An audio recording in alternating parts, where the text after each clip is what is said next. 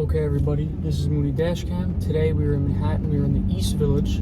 We're going to be going to the Hells Angels old clubhouse that they had since 1969. 77 East 3rd Street. Going there right now. We just had a snowstorm last night, so you get to see what a snowstorm aftermath in Manhattan looks like. It's not as pretty as you'd imagine it to be. And yeah, there are a few incidents that went on right outside the clubhouse that we're going to be talking about. So let's flip this around and get into it. Alright, so consider this your realistic Manhattan snow day image, because it's not like what they post online and what you see. Oh, this pretty look. No, it's just a bunch of dirty snow pushed around everywhere, covering everything. But that's besides the point. Alright, so the address is 77 East 3rd Street, like I said. We're going to go from the least intense to the most intense incidents that went on outside of this club. So, December 31st, 2018, a 22-year-old delivery driver parks out in front of their bikes, which clearly they don't like. From this story, you'll understand. Parks in front of their bikes, but that's really the only spot to park on this block. You'll see what I'm saying. The block is jam-packed with cars, and they would put cones outside the front of their clubhouse and across the street, so I'm sure there was like a little more room there to park. So it's like the common thing to do. A 6-year-old guy from the club comes out and asks the guy not to park there. Please don't park in front of the bikes. Probably wasn't that nice, to be honest. He ignores the guy. The windshield clean here. He ignores the guy, goes and continues on with his delivery. When he comes back from his delivery to go back to his car to leave, two 30-year-old guys come up to him. One grabs him by the neck, and the other one sucker punches him right in the face. It messed up his face a little bit, but not bad enough to have to go to the hospital, which I guess is good, but you really need to be punching kids in the face that aren't going to be there long. It's not like he was, whatever, big egos. This is not the first incident they got into over parking, by the way. This next one is a little more intense. So, December 11th, 2016, a guy, David Martinez, 25-year-old. It's about 1:20 a.m., and he's in his friend's Mercedes, and they're going down the block, and there's like a shuttle bus, or they said a livery, whatever. There's like a shuttle bus there, blocking the street. So they're trying to get by. So David Martinez, the passenger in the Mercedes, hops out and is just going to move one of the cones so they could slip by. Of course, one of the members comes outside and says, "Hey, don't move that cone," which leads to them getting into a little bit of an argument, right?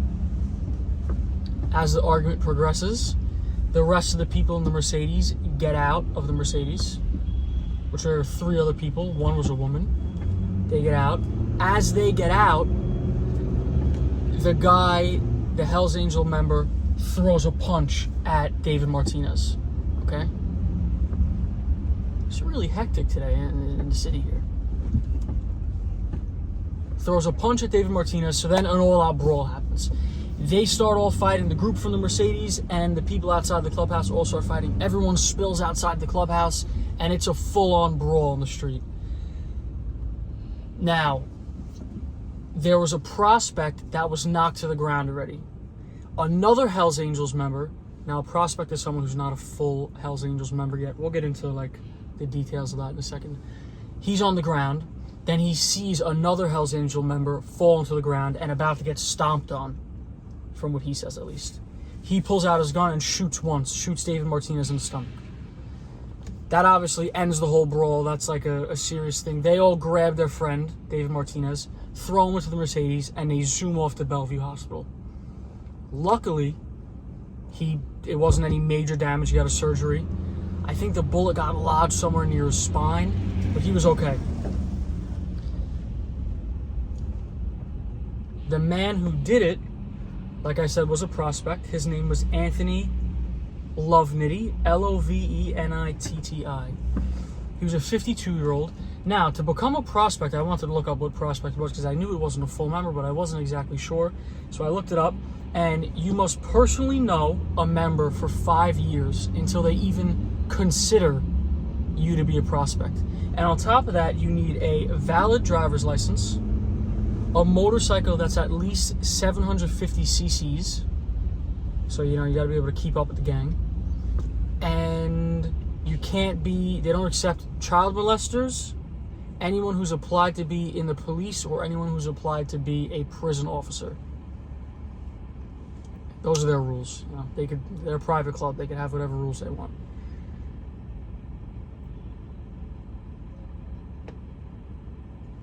And this club was not loved by the neighborhood, let's just say that. The neighbors hated that they took up so much parking. The neighbors hated that there be drunken people outside.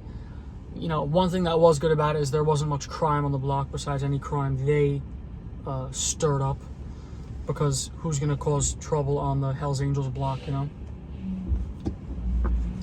a little bit of a rewind. In 1985, 15 people were arrested when the clubhouse was raided by the police.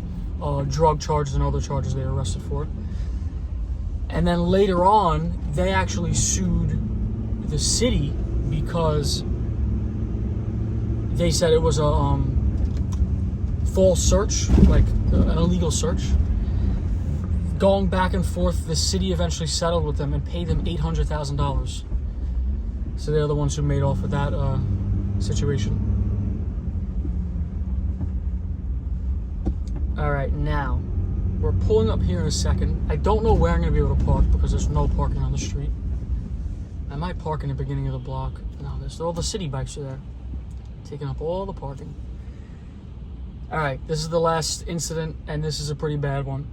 In 1990, on the 4th of July, they're, having a little 4th of July celebration outside the club, and they decide to put some fireworks inside a metal garbage can.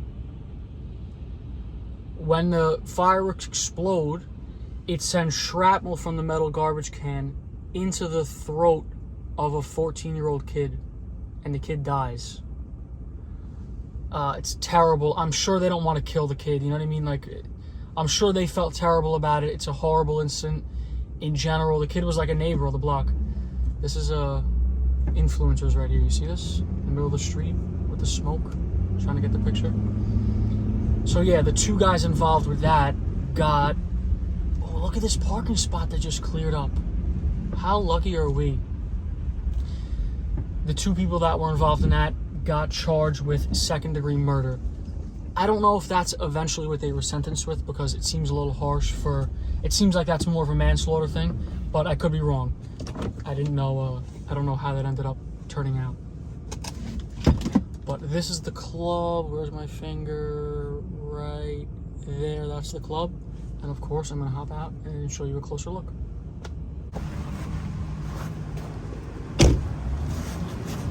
Alright, like I said, that little black front of that building. Oh, hello. The little black front of that building, that was the club. We're dealing with a lot here, people. See what I do for you guys? Now it has turned into apartments. This used to be like a brick front. Of course, I'll show you the pictures. Used to be a door on each side and a brick front. Oh, look, there I am. And yeah, they used to take up all this parking space here. And then across the street, they used to take up those parking spaces also. They said they would have like 3 bikes parked super spaced out and not even use all the space they were taking. They just like to take the space. And the guy that shot the person in the stomach, Anthony Lovenity, never got charged because, well, never got in trouble. He did go to trial for it because he died of a brain aneurysm during a bike ride in 2017, a year later.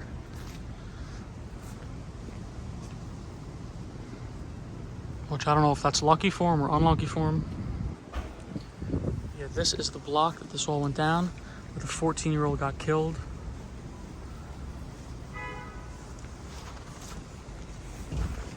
where the guy got shot in the stomach, where the delivery kid got punched in the face. I'm sure the neighbors were very, very happy when this club, they actually moved from this club into the Bronx. I have a whole video on that. I'll link that video, of course. And as always, say hi to the truck. You see it over there? We're gonna get back in now. A lot of people blocking the street today. See, I don't block the street. I know how to park.